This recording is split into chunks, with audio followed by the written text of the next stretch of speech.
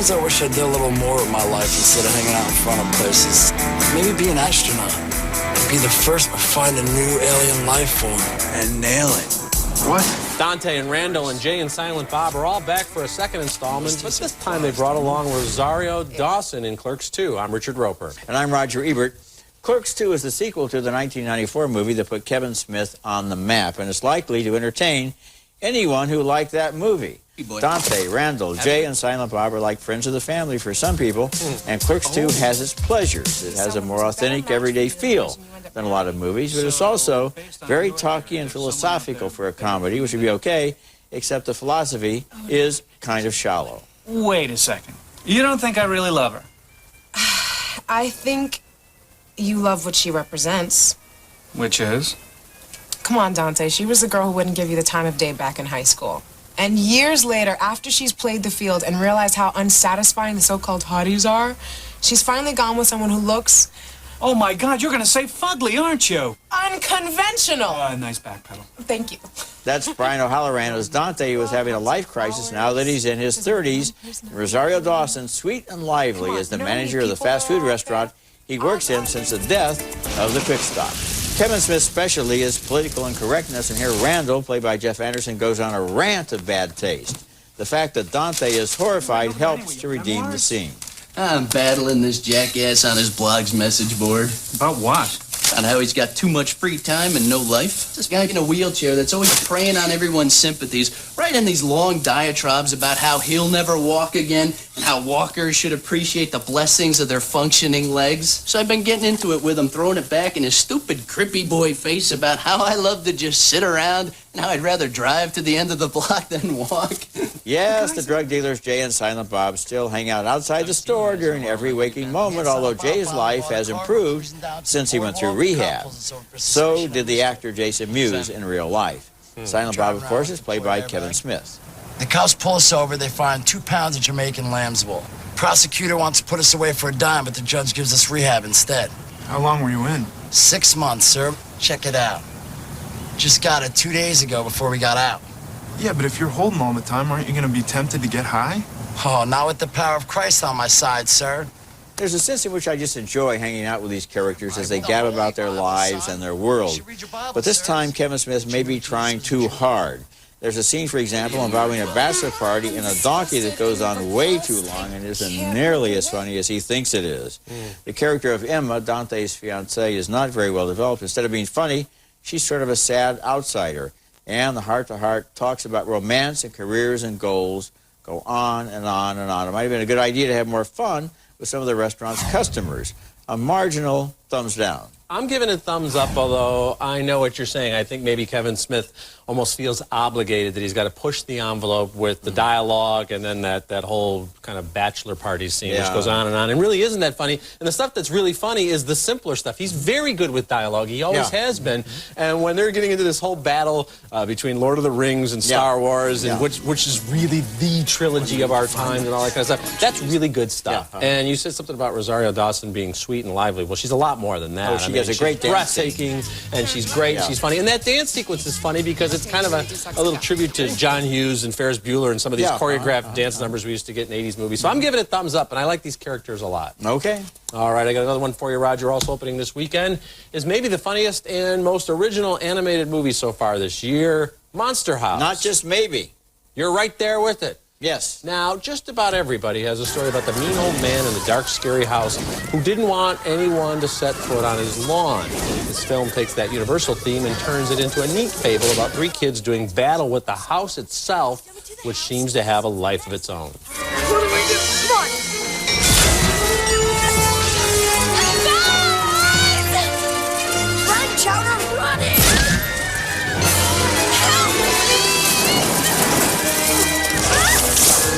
Maggie Gyllenhaal scores some big laughs as a goth babysitter, and John Heder, you know him best as Napoleon Dynamite, is hilarious voicing the neighborhood video king.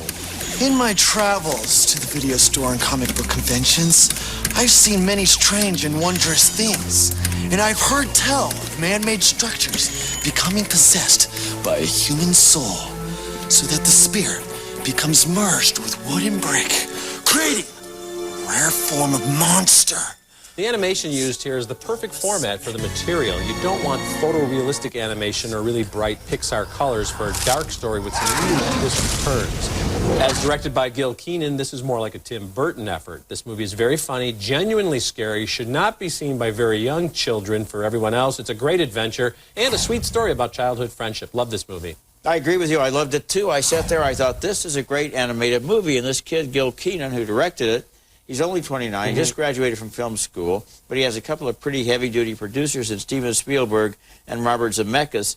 And together, they have made a movie that is up there with the great animated classics. Yeah, it's this really good. Is the front runner for Best Animated Film of the Year. It's truly scary. You're right, that it's not for little younger kids. But it's for not, anybody, not for 6 and maybe 7 10 or year 11 years old and older, I think it's great, Roger. And we don't often talk about camera work in animated films, but the sweeping camera movements and the way the cinematography kind of reflects what's going on and the points of view and everything, it's all very clever, original stuff. What else? They filmed this. This is going to play in most theaters and regular theaters, but it's also going to play in 3D. Like Polar Express, and it uses the same process as Polar Express. And if this looks the same, I can't wait to see it. Awesome. Okay, coming up next, we'll take a look at movies now in theaters, including Superman Returns.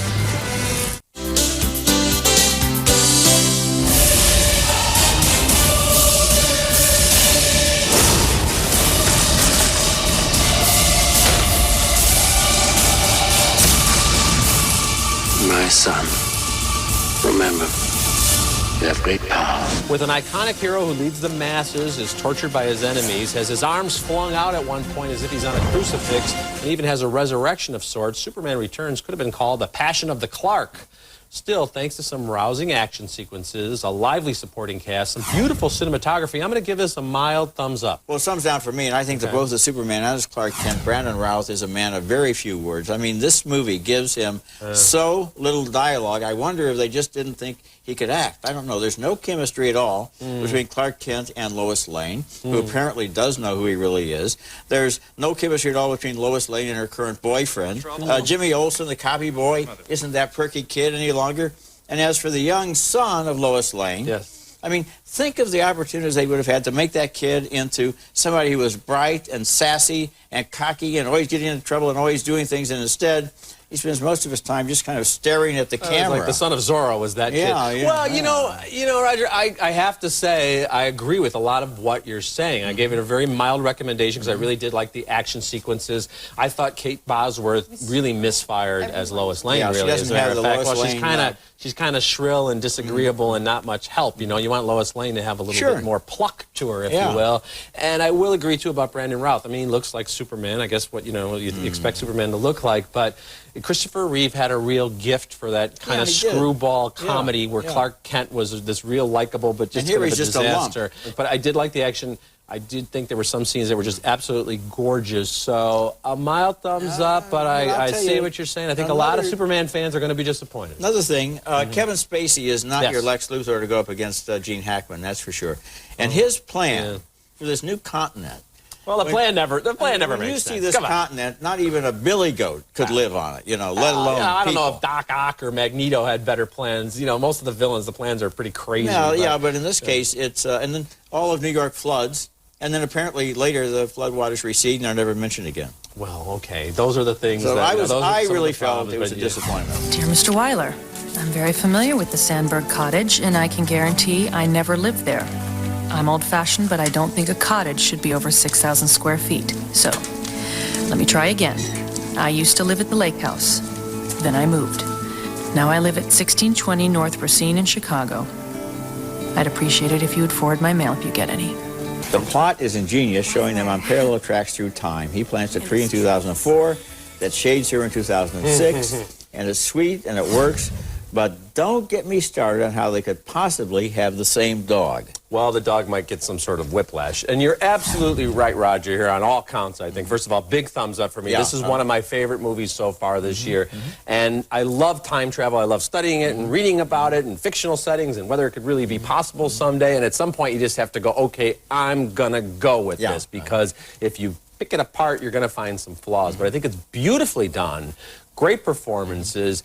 And, you know, there have been a lot of movies filmed here in Chicago where we do this television show, including The Breakup a couple of weeks ago. But this film, Roger, I think as well as any film I've ever seen, really captures the beauty of this city, of the architecture, of just the glories of Chicago. Yeah. So I love seeing that love letter to Chicago as well. It has an architect in it, so Christopher Plummer plays a great old architect, so that allows the subject in through the door. You know, they do something in this movie that's kind of clever, and it's probably impossible. The two people are exchanging letters. Right. On the soundtrack, we hear them talking to each other conversationally, which would only be possible if they were actually exchanging instant messages through time. Well, but it's nice because, you know, the technique, the filmmaker's technique is to do it in a way so that we're not just constantly seeing letters being opened. So I thought it was just beautifully done. Hello. Well, I'm Jerry Blank, and I'm an alcoholic. I'm also addicted to amphetamines as well as mainline narcotics. Some people say I have a sex addiction, but I think all those years of prostitution was just a means to feed my ravenous hunger for heroin. It's kind of like the chicken or the nugget. The point is, I'm addicted to gambling.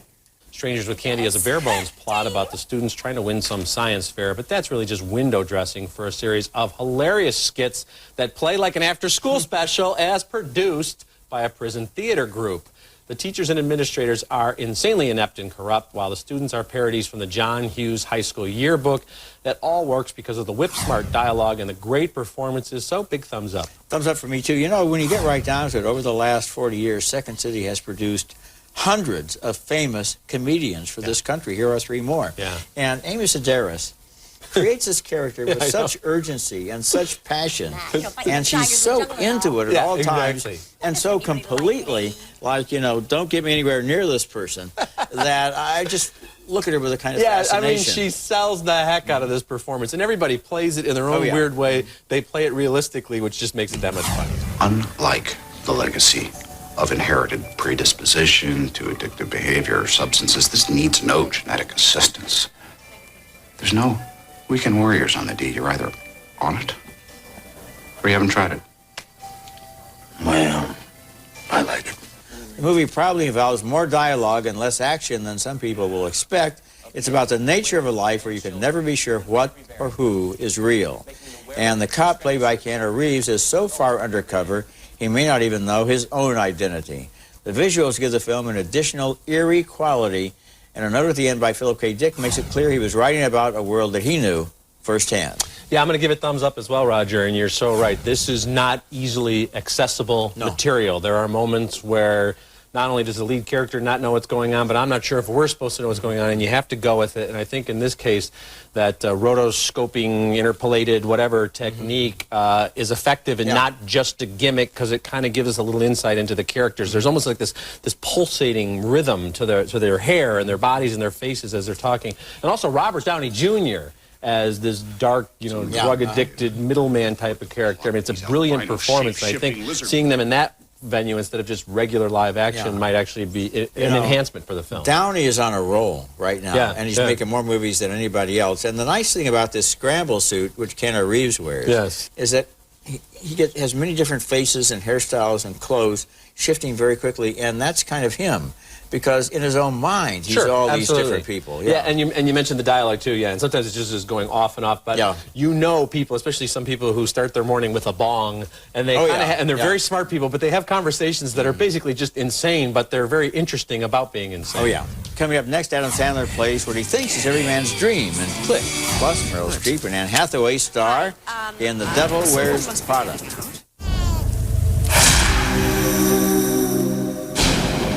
I'm on the main road, teach them how to change clothes. I know you heard of that. Don't get me confused with the rest of them dudes. Graceful, ladylike entree into society. Make sure she's in the back for the group photo.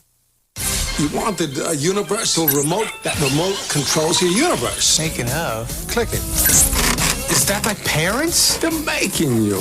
Get me out of here! It's hard to laugh with a character who's manipulating other people for his own selfish convenience.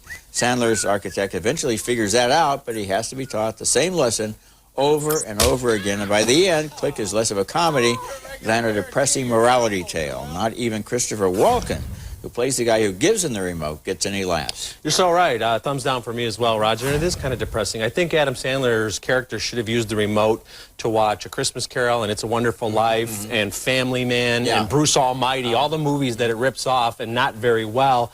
And And part of the problem is he's also a jerk to his kids and his wife, so you don't really root for him. And I think if you're going to have a David Hasselhoff type of character and you're going to have the flatulence type humor, then just go in that direction. Don't try to put all this sappy stuff. I mean, Adam Sandler, when he's called on to like cry and really be sad, you're not buying it. You're just not buying it. Well, you know, the thing that I found in the movie is that basically they didn't take it to another level. Yeah. They said, oh, the guy has a remote control, he can control his life. So then they show him doing that. Yeah. It doesn't really build, it doesn't get, there's no real sense of urgency that builds up. It doesn't become an emergency. It doesn't become funny. It doesn't become tragic. It just becomes a gimmick. It becomes a gimmick. And, you know, Bruce Almighty with Jim Carrey, who essentially had the same abilities, Roger. He could stop traffic, you know, and he did a lot of things for his own good. But then there was also this other thing where he started doing all kinds of good favors. I mean, basically, Adam Sandler has all the power in the world, and all he wants to do is fast forward past his life and get to the next part of it. You're right. Tell Richard, I saw all the pictures that he sent for that feature on the female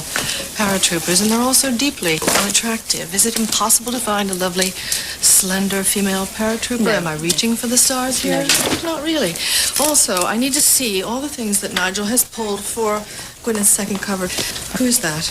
Will this little Midwestern girl survive the Wicked Witch of Manhattan? Will Andy fit into the high-powered world of the fashion industry? Will her boyfriend, played by Adrian Grenier, wonder what happened to the old Andy that he fell in love with? The movie is based on a novel by Lauren Weisberger, which amazingly was a New York Times bestseller, which apparently means it was read by adults. I think I know more about high fashion than The Devil Wears Prada does, and I certainly know more about journalism. I don't know. Sending you to a movie about fashion is like sending Nicole Richie to a movie about hamburgers. I don't know if it's really something you're interested in. I read the book. It was kind of simple-minded. Really simple-minded. I mean, that book read like... Oh, so you read the book. So I went on Amazon and I sampled about 2 pages. And it was like one of these little books that they, the Scholastic Press puts out for the 11-year-olds. Well, let me tell you, I'm giving this movie thumbs up. I think it plays not like an after-school special so much, like a good, fun 50s screwball comedy. It's light, it's breezy. Meryl Streep is great in this movie, Roger. Come on, she's great. She elevates this movie. It's better than the book because of Meryl Streep. Well, but something could have been done with it. There was something done with it. A fun, entertaining date movie. Don't you agree that it's one of those, Andy goes to New York and gets a job? And everybody has a lot of fun doing it, and I had a lot of fun watching it. Okay, good for you. All right, enjoy that sweater. Thank you very much. It would be nice if you said thank you and helped me with the dishes. Fine. I'll help you do the damn dishes. Oh, come on. You know what? No, that's not what I want. You just said that you want me to help you do the dishes. I want you to want to do the dishes. Why would I want to do dishes? Vince Vaughn kills me. Jennifer Aniston, I think, is underrated as a film actress. They're very good here. But they're asked to hit so many notes that some scenes just bomb, and the ending, which was shot just recently, does feel tacked on. Still, for me, a marginal thumbs up. Richard, I agree with everything you say except the thumbs up. I give a thumbs down. Let me tell you why. First of all, these people do not belong together. They are incompatible. They will always be incompatible. It doesn't matter what they do with each other. They're not meant for each other. They don't speak the same language. Hence the movie called The Breakup. Secondly, we never really see them happy together. They go directly from that meet cute at Cubs Park, in which she's really obnoxious, and so she should not go out with him, to they're living together, and then they fight for most of the rest of the movie. And the third thing is... I'm surprised you didn't remember to mention Fever Pitch with Jimmy Fallon and Drew Barrymore. Baseball fan, professional woman. Yes. They get together, at least they have the off-season to find out they love each other before she finds out he's 2 guys. Red Sox fan during the season, regular guy the rest of the time. This guy doesn't have an off-season. No. Well, he's Vince Vaughn. No, he's never off, and he's he's got that kind of rapid fire charm. Maybe you find him obnoxious. I know what you're saying. I mean, it's marginal for me. I like the fact that it's trying to do something different. That we're not just getting the conventional romantic comedy. They meet, they fight, they get together. The fight scenes, though tough to watch, really do ring true. And you know couples like that. And maybe you don't want to be in the same room with them or in the same movie with them, but it doesn't mean it's not accurate and has something to say. What about their tactics to make each other jealous? Like she keeps having guys pick her up at the house and he invites strippers over for a strip poker party. That's really unseemly and distasteful, and they're really being cruel to each other. And it's unpleasant to watch this meanness. It is occasionally unpleasant. I pretty much agree with a lot of what you're saying. My thumb is just right there. Okay. We'll be back to recap this week's show, and next week we'll have our picks for the best movies of the year so far. Okay, recapping the movies on this week's show, we split on Clerks 2, 2 big thumbs up for Monster House, 2 thumbs down for Click, 2 thumbs up for The Lake House. We split on Superman Returns, 2 thumbs up for Strangers with Candy, 2 thumbs up for A Scanner Darkly. We split on The Breakup, and we split on The Devil Wears Prada. I like my movies better than yours. Okay. I'm sure you would, yes. We'll be back in a moment. There's a funnel cake carnival going on at IHOP. Crispy funnel cakes smothered in fruit and whipped topping and served with all your favorites. America's #1 value price internet service is only $9.95 a month. Net Zero is easy to use, safe, and reliable. Net Zero. Join the millions. The Fairly Odd Parents limited edition $50 Best Western travel card is yours free when you stay any 6 nights before August 25th. Visit bestwestern.com/TV for details. You don't have to hunt for the best deals on the internet. Just follow that little arrow to motel6.com. Bullseye.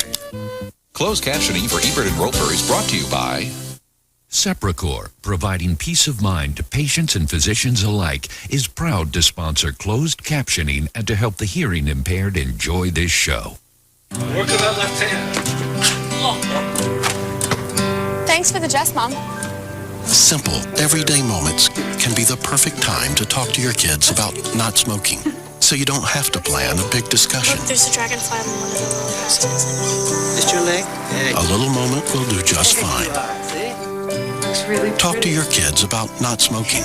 Smoking cigarettes can hurt your game too. They'll listen. Don't worry, Dad. I won't. For conversation starters, log on to philipmorrisusa.com. We were a great band of pillagers, but with so many people switching to Capital One, we've had to form a new band.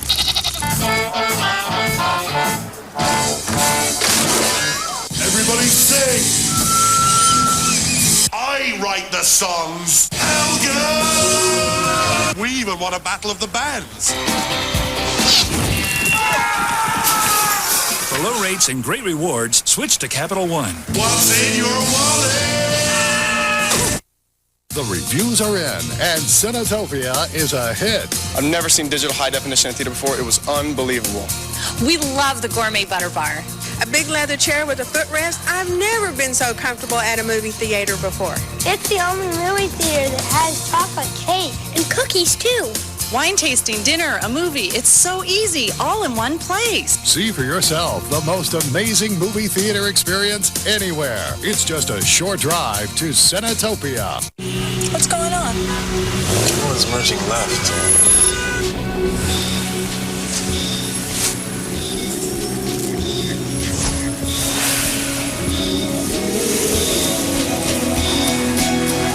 The world has lost its mind. The Volkswagen Passat, lowest ego emissions of any German engineered sedan. Right now, get 0% financing on all 2006 Volkswagen models, excluding Rabbit and TDI models.